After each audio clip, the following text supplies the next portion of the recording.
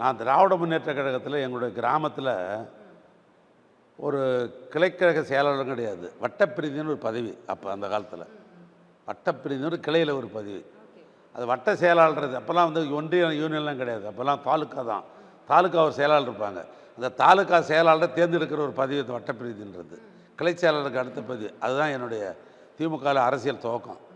மக்கள் தலைவர் எம்ஜிஆர் திமுகவில் பொருளாளராக இருந்து எம்எல்ஏ இருந்தபோது அடிக்கடி சாத்தனு டேமுக்கு வருவார். அவர் ஷூட்டிங் வருவார் திமுக பொருளாளராக. அப்போ ஏற்பட்ட ஒரு பழக்கம். அதனால் நான் வந்து அவர் ரசிகர்னு சொல்ல முடியாது.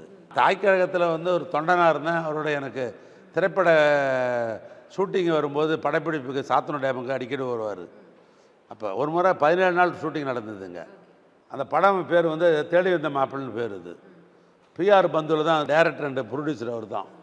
இரவு நேரத்தில் ஒரு பாடல் காட்சி போகும், பகல் நேரத்தில் ஒரு பாடல் காட்சி எடுப்பாங்க. அதில் வந்து மக்கள் தலைவர் எம்ஜிஆரோட வந்து ஹீரோயின் வந்து அம்மையார் ஜெயலலிதா.